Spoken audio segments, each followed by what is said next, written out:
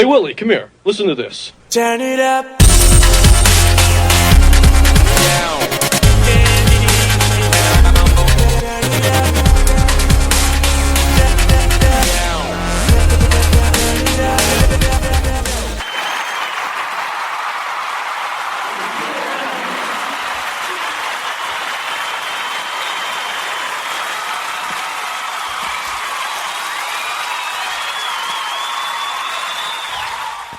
Welcome, ladies and gentlemen, to 3NN Podcast. Now with more My name is Nick Tesla, I'm Brian McFadden. and we're here to let you know. I don't know. We're here to let you know things. Yeah, we're here to inform your brain. Now, this is a show where we tackle heavy topics, but we always keep it light. And speaking of keeping it light, we're just going to delve right into the show. I guess first thing to say is, Rich, I'm sorry that you couldn't be with us today. I guess you're not feeling well, so I hope that you do feel better. We were going to do a UFOs and alien show today, the science perspective and down the rabbit hole. But he's not here today, and I had a feeling that he did some good research on this topic. So we're going to wait until next week, basically, and me and Brian are just going to kind of fill in the gap here. For anybody that's paying attention in this sense or that frame of perspective, I guess you could say, welcome to Season 3. Anybody else, just welcome to another episode.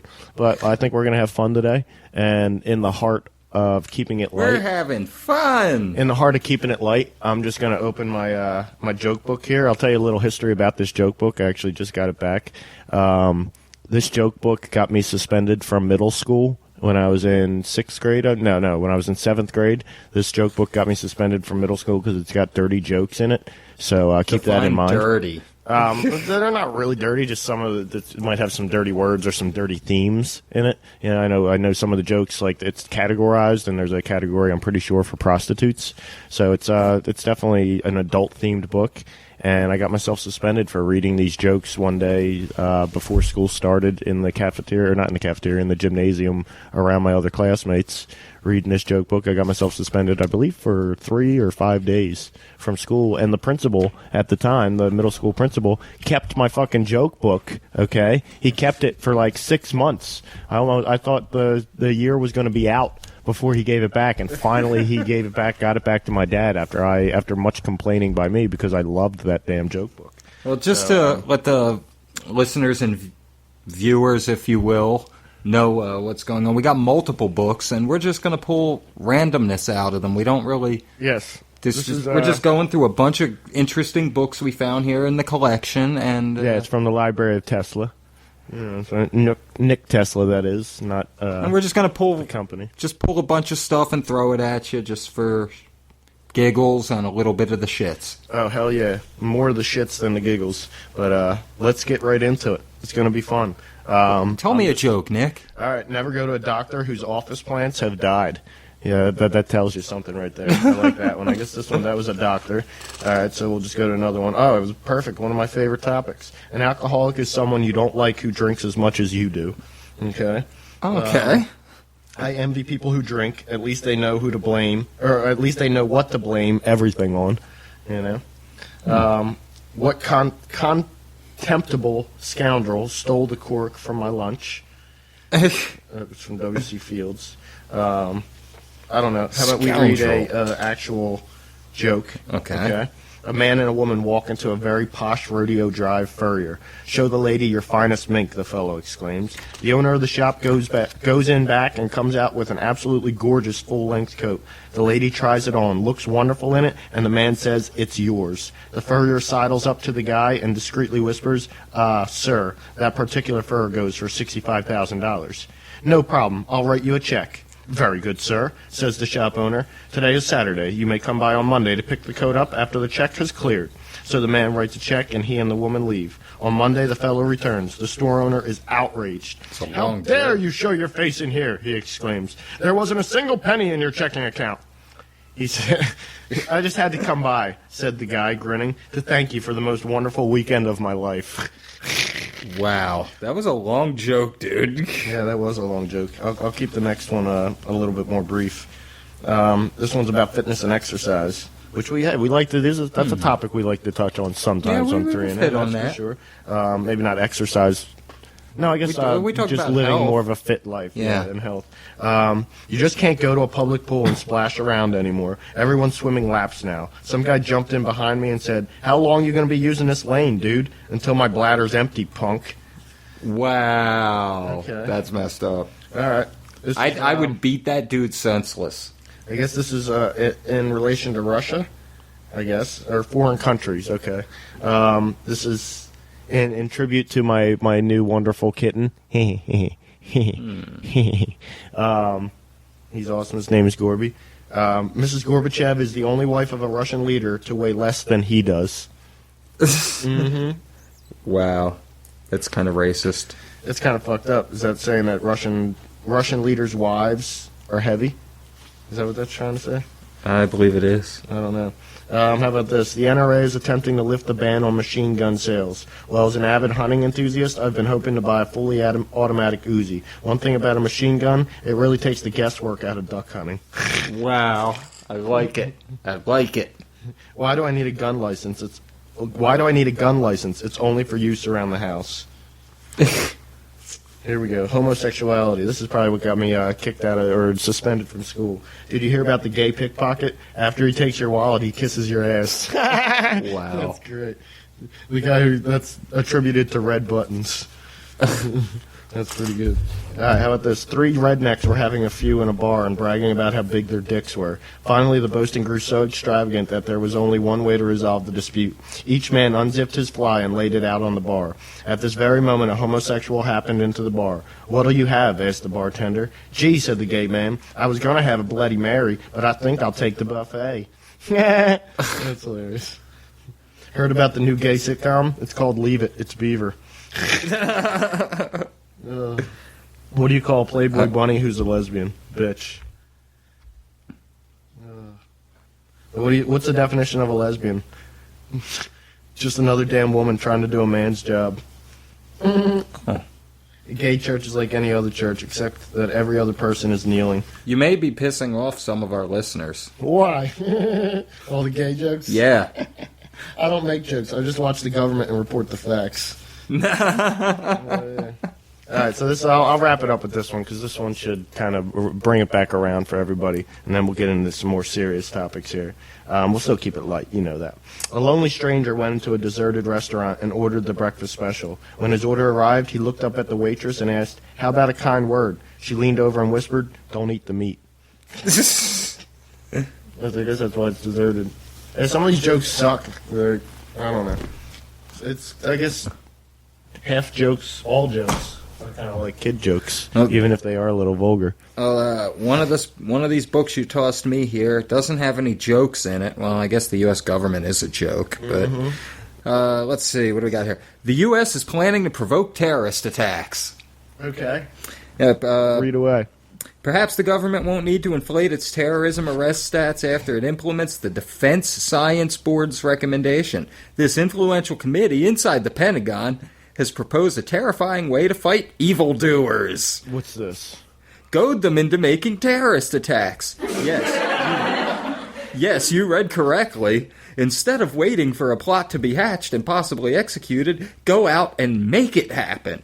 Summer 2002, the DSB outlined all kinds of ways to fight the war on terrorism around the world. The scariest suggestion involves the creation of a new 100-man, $100 million team called the Proactive Preemptive Operations Group, or P2OG. The combination of elite special forces soldiers and intelligence agents will have an entirely new capability to proactively, preemptively provoke responses from adversary/terrorist groups, according to the DSB's report. See that, and that's what a lot of people think happened with 9/11. Like, there's a lot of 9/11. That's what a lot of people theories, think happened but with it's Oregon. Blowback. There's a lot of blowback when it comes to. But the way I'm looking at that, or my perspective I'm taking on that, is when it comes to international war games and things like that of that nature, right? And what the military-industrial complex engages in internationally, right? It's like the blowback there. It's almost like some of that shit. It seems like they're doing on purpose to instigate certain events.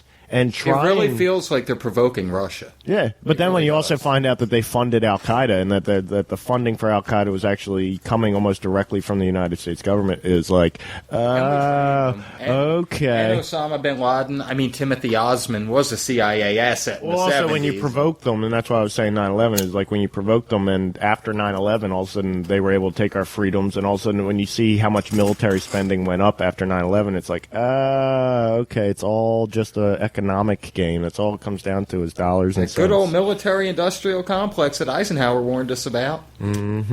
What else you got over there, bro? Let's see what we got. The police aren't legally obligated to protect you. Oh, what is this? I thought they were there to protect and Serve serve. and protect, right? You know what I'm saying? Get out and Peace help grandma officers? cross the street, you bitch. Without even thinking about it, we take it as given that the police must protect each of us. That's the whole reason for their existence, right? Yeah. Well, Well, it's somewhat, and also to murder innocent black people and and cowboys and ranchers. yeah, and stomp homeless people who have done nothing wrong And other pepper than accepted spray, a sandwich. Wall Street protesters that are already sitting down handcuffed. Yeah, I guess they got a lot of Shoot other people's dogs. They got a lot of other objectives too, but I thought they were supposed to protect us as well. Wow, this protecting us with the 1033 program. Exactly. Protect me with your LRAD. Protect my eardrums. At least give me some fucking, what do you call it? Some earplugs. Wouldn't that be nice if they had a little gun that shot out like just open earplugs so people could catch them and put them in before they shot the LRAD at you? While this might be true in a few jurisdictions in the U.S. and Canada, it's actually the exception, not the rule. In general, court decisions and state laws have held that cops don't have to do a damn thing to help you when you're in danger. In the only book devoted exclusively to the subject, Dial 911 and Die, attorney Richard W. Sounds like a good fucking book. Dial honestly. 911 and Die. Check it out, people. Google it and then get By it on Amazon. attorney Richard W. Stevens. He sounds pretty cool. He writes, "It was the most shocking thing I learned in law school. I was studying torts in my first year at the University of San Diego School of Law when I came upon the case of Hartzler versus the city of San Jose. In that case, I discovered the secret truth.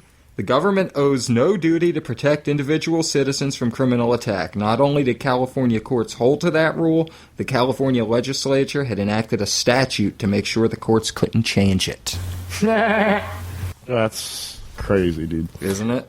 Yep. Is that just California? No, that's This doesn't just apply to the wild, upside-down world of California. Stevens cites laws and cases for every state, plus Washington, D.C., Puerto Rico, the Virgin Islands, and Canada. Yep. Yep. See, it's just all they are is policy enforcers. They're not really like the protect and serve thing is kind of just like a motto, you know, like Nike's just do it. You know what I'm saying? Do you think there's fucking everybody at Nike like lives by the motto of just do it? No. Do you think every police officer lives by the motto of protect and serve? No, because it's just a fucking motto. You know, that's why here you Oath go. Keepers is very important. Here you go. Similarly, people in various states have been unable to successfully sue over the following situations. Now listen to some of these. Okay. When 911 systems have been shut down for maintenance, when a known stalker kills someone, when the police pull over but don't arrest a drunk driver who runs over someone later that night, That is good. when a cop known to be violently unstable shoots a driver he pulled over for an inadequate muffler, Wow. can't sue. Wow. When authorities know in advance of a plan to commit murder but do nothing to stop it, can't sue. When parole boards free violent psychotics, including child rapist murderers. When felons escape from prison and kill someone. When houses burn down because the fire department didn't respond. When children are beaten to death in foster homes, can't sue. Wow. And that's all of those. Oh my god. You know what that really reminds me of, bro? What's that? That reminds me of the case that actually just happened down in Dover, Delaware, where an officer was filmed from his dash cam video, or from his dash cam video camera, right? He was filmed kicking a suspect in the face, kicking him multiple times in the face while he was on the ground.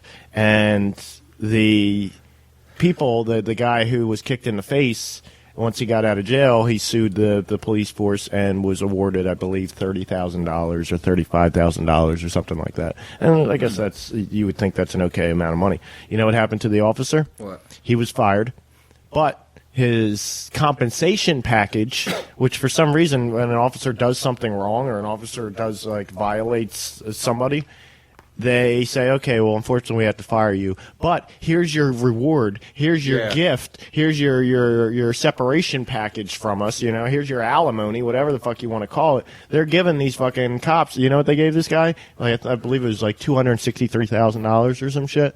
They gave this cop $263,000 so that he wouldn't sue and that he would be okay going forward. And that was his package, and that was kind of his payment for them having to terminate him. I guess unjustly, because he's a police officer being terminated for doing his job. This is kind of funny. As soon as I turned the page, I just noticed this next page. Hit me, Brian. We don't really need to spend a lot of time on this because we've talked about America as a corporation. We talked about the events at Oregon and Bundy Ranch. We've talked about all these things. Yes. Agenda 21. Yes, we talked about so many things. Well, Chapter 24 in this particular book, the government can take your house and land, then sell them to private corporations. Isn't that the truth? I think we don't even really need to read much. Hold on. Before you read that, real quick, Brian. In China, or somewhere in China or Japan, there was a guy who they bought up a whole village to build a highway going right through the village, and there was one guy who refused to sell his house. So what China did, or Japan, or whatever country it was, and you can find this online, it's pretty hilarious. They just built the highway around this guy's house. So his house is literally in the middle of a highway. Okay, it's like cars can still drive around it, but it's definitely in the middle of the highway. Like it's dangerous to even go outside in that house, right? Shit. When he lives in that house. But what you find funny is in America, I've never seen that really be an issue. Like you see the movie Up, and that's the big part of the movie Up is the guy, like they're developing skyscrapers around the old man's house, and he won't sell his house, so his house just stays there, and they're building the skyscrapers around his house. You don't see that. You don't see property holdouts because you can't really do property holdouts. If you think about I-95 in Wilmington, Delaware, and Philadelphia, and I guess even parts of New Jersey and New York City and shit like that, they literally demolished like blocks and blocks of homes to put in these super highways or these interstate highways, which I guess these interstate highways are great and great to use, but they stole so many people's homes in order to accomplish that goal. And you don't see any property holdouts in the United States. And I've always found that kind of interesting. And now that I know that, like, nobody really owns their property, you stop paying your property taxes, watch how long you actually own that property. But which I also find funny is because you see a lot of abandoned properties and you see townships that almost just don't care. It's like that person in good with the people in charge in that township, whereas they can just leave a property abandoned, and it's like, or are they just they abandon it, but they still pay the property taxes because it's only like $100 a year or some shit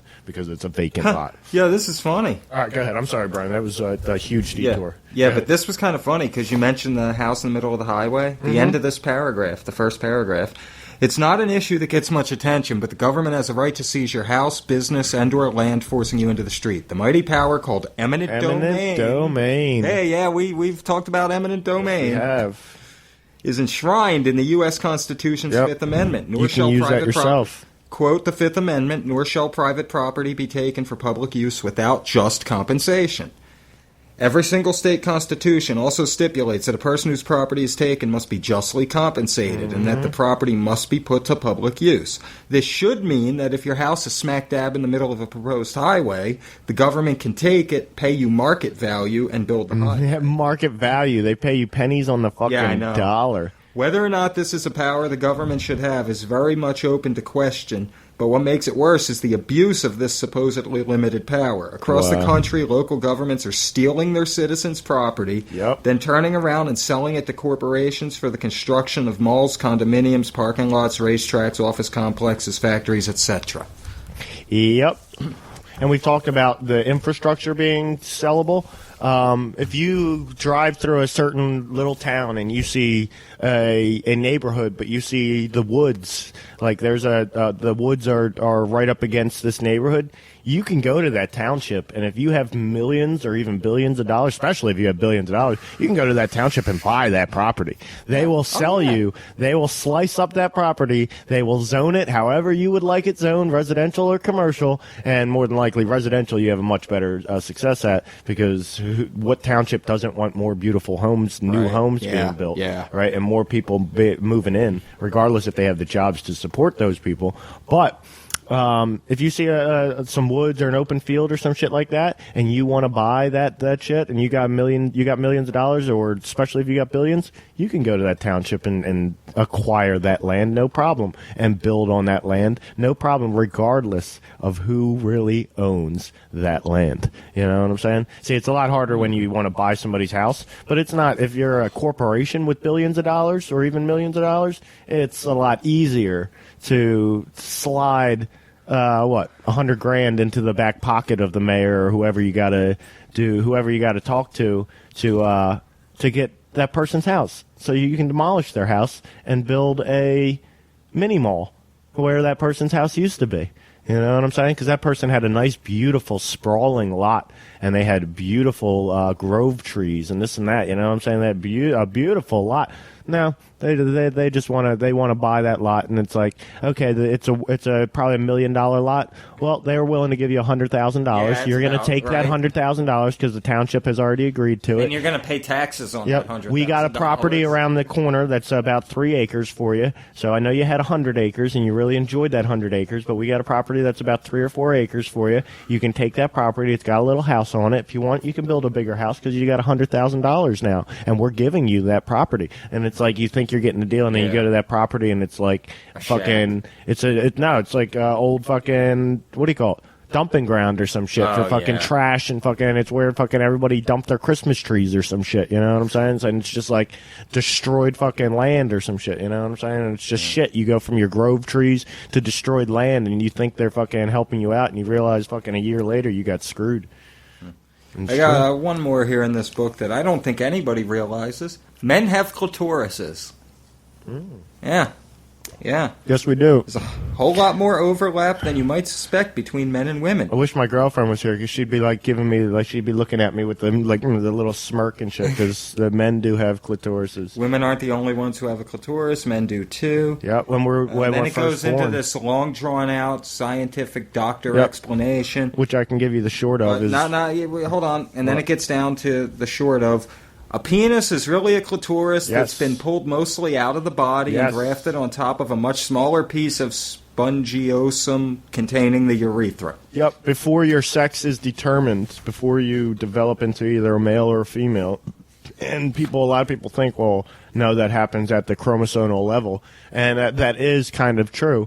But this is also how there are the deformities and deviations, such as hermaphrodites and shit like that, is at a cellular level and not at a chromosomal level or a DNA structure level or anything like that, but at a cellular level, in the development process, before you actually become a certain gender, your dick is your clitoris. So before you're actually a man or a woman... That's because all vertebrate embryos are inherently female anyway. They just need the right scientific chromosome given at the right time to become male. You might genetically and in Jurassic Park, they deny them that. You might genetically be a male or a female. Look at this guy. You might genetically be a male or a female, but biologically you haven't yet to develop into that. You're still on a cellular level, not a male or a female. When the dick or the clitoris starts to form, it's the same thing. And then you go either one of two ways, and it either develops into a dick or it develops into a clitoris. But that's what I found funny, is because I've been a connoisseur of different kinds of porn throughout my existence, my last 15 years of life, okay? And one of the things I found is big clits, okay? big clit porn, and it's some of the most hilarious shit. It's actually kind of disgusting to look at because it looks like a dick. When you find a chick who's got like a 4-inch clit or a 3-inch clit, when it's like, it's hard because what people don't realize is when a chick is aroused and fully aroused, her clit gets hard, okay? And when her clit gets hard, like most chicks, their clit will get maybe maximum of like an inch long, you know what I'm saying? Well, there's some chicks whose clit fucking comes out like a motherfucker, and it's sticking out like a little dick. And what they don't realize is when you look at it, you're thinking like, oh my God, it's like a little dick. Ew, that's kind of nasty, right? It is actually a little dick, believe it or not. Biologically, that's a little fucking dick. So I find that to be hilarious. I'll definitely say that's something people didn't know, probably. No, they didn't. So when you're playing with your girl's clit, you're actually playing with a little dick.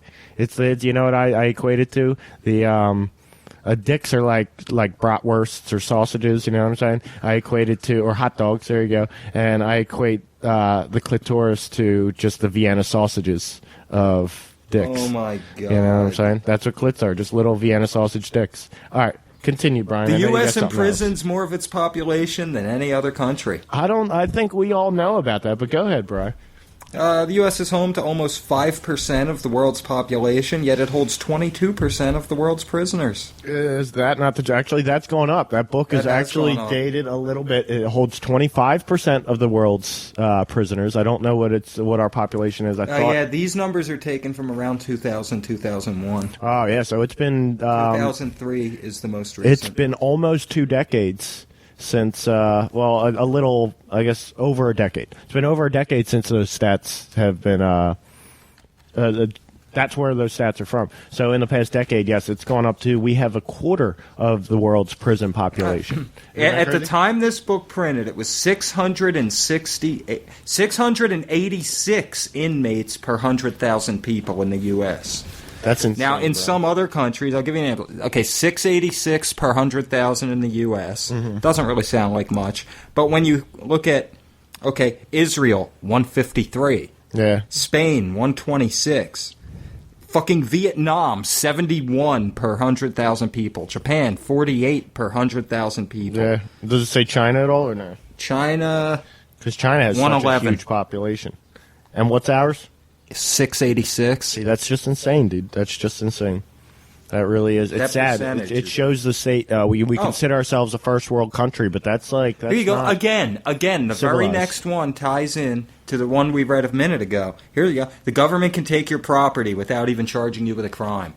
Yeah, of course. I've always thought about this when it comes to if there's a robbery or a shooting. So wait, let's tie this all together, and we can be done with this book. Okay. All right, you ready for this? The government can take your land and give you nothing for it, right? The government can take your property without even charging you with a crime, and the cops are not there to serve and protect you. They're there to serve and protect statutes and enforce codes. Mm-hmm. Which I've always pretty much funny. Sums up all you need to know out of this book.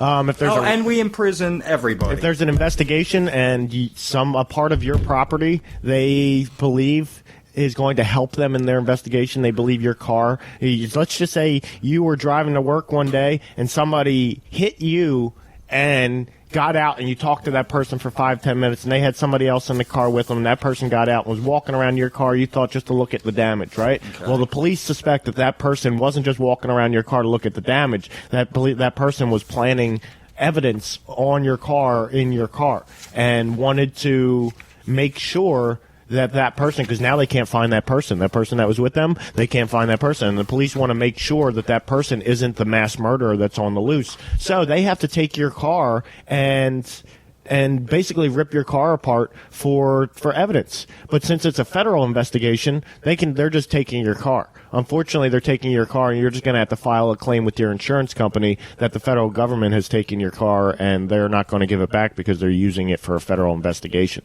and they may need your car for their court shit. They may need your car, so they're just going to take your car. Or if there's a robbery at a store or something like that at your house, and you have a camera system and you got the DVR everything feeds into, and the DVR saves it. Well, guess what the police can do? And I've seen this happen personally. I've seen it happen multiple times. Is the police can come in and say, oh, we need to take your DVR for investigative purposes. And they don't say, here's a coupon or here's a voucher to get yourself a new DVR. Here's a check so that you can get yourself a new DVR and be protected. No, they say, for the investigation purposes, we're seizing your DVR. Yeah. That's what they call it. Asset seizing. Asset seizure. You know what I'm saying? Not asset forfeiture. You know what I'm saying? Asset forfeiture is more like debt related, but asset seizure is from they can seize it for investigation purposes, and you don't see that property anymore. Yeah, I guess you can take them to court, but then again, what are you trying to interrupt the American process, the American investigation, police investigation process? It's like, so what are you corrupt trying to nowadays. do? You take them to court for seizing something, they'll charge you with interfering. You take them to with court. an No, the investigation. judge is looking at you like, are you on drugs? The judge is looking at you like, are you high and on drugs right now? All right, Brian, before you start getting into that book, because we've got it's your 15 minutes left, so we're going to each read 2 more from each one of our books, and I think that will wrap us up. How about we go into Benjamin Franklin? Oh, okay. You know what I'm saying? The founding fathers, Benjamin Franklin. All right. The good about Benjamin Franklin, okay? And we literally just flipped the script on you. Like, how the hell did they get to Benjamin Franklin? I don't know. Because we can do that. Let's go. Don't ask. All right. The good about Benjamin Franklin, he was a scientist, he was an author, he was an inventor, and the U.S. ambassador to France. I didn't even know he was the U.S. ambassador to France. Interesting is right. Yeah. The bad, he was a womanizer and father to an illegitimate son who remained loyal to the British during the Revolutionary War. Ooh, they don't Okay. teach you that part. And here's the weird, and I wonder if they're going to mention this because I have something else weird about him that, no, they're not mentioning.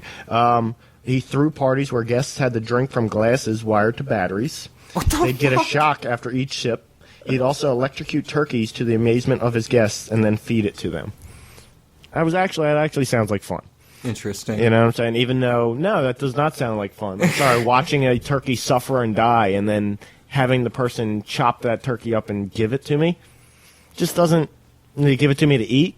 Yeah. It seems kind of sadistic, and it almost shows you how the founding fathers, we look at them in this reverent light of almost being like holy, and they did nothing wrong. And it's like, no, they did weird did plenty stuff, and- wrong. Yeah, they did weird stuff. Another weird fact about Benjamin Franklin that's not mentioned here is he was known for, I believe he called it air bathing. And it was basically where he opened up all the windows in his house, let as much air in that he could, let as much like free-flowing air in it as he could, and he would lounge nude around his house, which I think a lot of us do. A lot of us like to do. I'm not saying everybody. It's not we don't probably have a air bathing epidemic, but a lot of us like to sit in our house nude. You know, it's kind of fun sometimes, especially on a beautiful day out, or if it's 90 degrees out and you don't have air conditioning. But the fact that Benjamin Franklin did that, he was kind of a pioneer, I guess you could say. It was kind of weird. All right, my second one I got for you here. All right. How about this? This is pretty good one. All right. I bet you've never even heard of this guy, and this is where it gets fun. All right. This guy named Tricky Dick. Tricky Dick. Richard Nixon? Nope. So you think Tricky Dick. When you hear Tricky Dick, you think of Richard Nixon. But when you actually enter into high political fields or high political realms and you hear Tricky Dick, most people aren't thinking of Richard Nixon. All right? Tricky Dick, tricked by Dick. Dick Tuck has been a political consultant for American politicians for more than 50 years. And although he has worked on political campaigns for Adlai Stevenson, John and Robert Kennedy, and many others, he is best known as a political prankster and Richard Nixon's arch nemesis. Many historians called Nixon's administration paranoid, and if that were indeed the case, Dick Tuck had a hand in making it that way. Here's a list of some of Tuck's Nixon pranks. In 1950, while Nixon was running for California senator, Tuck, who was working for Nixon's opponent, got himself hired as a Nixon campaign worker. Tuck was put in charge of organizing campaign rallies. At one such rally at UC Santa Barbara, Tuck booked an extremely large auditorium, a capacity of 4,000, yet did very little to promote the event. Fewer than 50 people attended. When the speech was over, Nixon asked Tuck his name and told him, "Dick Tuck, you've made your last advance." In 1956, during the Republican National Convention, where Nixon was running for re-election as Eisenhower's vice president, Tuck hired garbage trucks to drive by the convention center with signs that read, "Dump Nixon." That was pretty good. After the first Kennedy-Nixon debate in 1960, Tuck hired an elderly woman to don Nixon buttons and approach Nixon as he got off the plane. While TV cameras were rolling, the woman hugged him and said, "Don't worry, son. He beat you last night, but you'll get him next time." That's great. During the 1960 presidential campaign, Nixon went on a whistle-stop tour of California. While giving a speech on the caboose, Tuck allegedly disguised himself as a railway employee and waved the train out of the station while Nixon was still talking. Wow. That's great. Like, yo, wait, where are we going? Oh, my God. So just imagine Nixon just Yeah. slowly starting to Yep, roll away yep. with everybody while he's still like in the middle of his shit. Oh, that's great. In a 1962 campaign visit to Chinatown, San Francisco, Nixon spoke to a crowd while children holding welcome signs stood behind him. However, Tuck planted one sign that said, that said, "What about the Hughes loan?" which was a reference to a loan the reclusive billionaire Howard Hughes made to Nixon's brother. Nixon grabbed the sign and ripped it up on camera. This prank backfired slightly when Tuck found out later that the sign actually said, "What about the Hughes loan?" Ah, that Ooh. sucks. Not the Hughes loan. In 1968, Tuck hired a pregnant African-American woman. Some accounts say he hired several pregnant women to wear a T-shirt with Nixon's slogan and walk through a Nixon rally. What was the slogan? Nixon's the one. Tuck is mentioned in the Nixon tapes. In October 1972, Oval Office tape caught Nixon saying, "Dick Tuck did that to me. Let's get out what Dick Tuck did." Wow, that's tough to say. Let's Tongue get twister. out what Dick Tuck did. Many historians say that Nixon's desire to out-Tuck Tuck led to his Department of Dirty Tricks and the resulting Watergate scandal. During the Senate Watergate Committee hearings, Nixon's former chief of staff, H.R. Haldeman, passed Tuck at the Capitol and said, "You started all of this." Tuck replied, "Yeah, Bob, but you guys ran it into the ground." On a side note, Tuck ran for a California Senate seat in 1966. His campaign slogan was, "The job needs Tuck, and Tuck needs the job." When he lost, his concession speech included this gem: "The people have spoken. The bastards." That's All great. right, here we go. Oh, I like Dick Tuck. Dick Tuck's interesting. Isn't he? Here you go. Here's a few dumb moments in the lives of famous people. Do it up. Let's see. Movie star Warren Beatty had this bright moment of self-realization. "I'm old, I'm young, I'm intelligent, I'm stupid. My tide goes in and out." But Beatty wasn't able to match this gem of revelation from England's Princess Diana. "Brain the size of a pea, I've got." Russia's Ivan the Terrible ordered an elephant killed because it did not bow to him. Ever humble Princess Diana. The Russians Ivan the Terrible ordered an elephant killed because it didn't bow to him. Well, he was called Ivan the Terrible for a reason. Shit. Even though that's fucked up. Queen That's real fucked Christina of Sweden had a miniature cannon built and shot tiny cannonballs at the fleas in her house. up. Wow. That's, Brian, that's fascinating to me only because I once lived right on the border of Christiana, Delaware, which is named at Christiana, Delaware after Queen Christina Really? of Sweden. So that's Interesting. hilarious to know that. Well, here you go. Movie star Drew Barrymore reportedly puts dirt in her shoes before heading out to glamorous Hollywood parties so she can stay grounded. That's actually, I find that not to be weird. I like that. Okay. All right, well, this second thing here. This chapter is called Seemed Like a Good Idea at the Time. Oh, no. Oh, here's Warren Beatty again. You like Warren Beatty. This book likes Warren Beatty. I guess it does. Let's see. Anyway, before Warren Beatty. An anti-drug group in New York distributed free pencils to school kids with the anti-drug message, "Too cool to do drugs." Too cool It to started do out drugs. okay, but it got worse and worse when kids actually used the pencils. Yeah, exactly. It As the started pencils becoming were cool to sharpened do and worn drugs. down, Cool to do drugs. the message changed to "Cool to do drugs, then do Do drugs." drugs. That's great. Hell yeah. Can I get your do drugs pencil? Yeah, that's awesome. I want some cool to do drugs pencils. That's awesome. When movie star Warren Beatty directed Reds in 1981, he wanted the extras on the set to understand the historical significance of the true story of an American writer who campaigned for workers' rights. After the director explained the history of the workers' movement, the extras understood his lecture so well, they went on strike against Beatty for higher pay. What? He wanted them to... Okay, he's directed a movie. And he wanted the extras that were filling the parts on camera to fully understand the true story of an American writer who campaigned for workers' rights. So the director explained it to the workers, and they understood it so well that they went on strike for higher pay. Great. That's great. 1985. Should have thought about that. In 1985, to celebrate a year in which no one had drowned in the city pools, 200 New Orleans lifeguards threw a big party. During the party, one of the guests drowned. Oh, that sucks.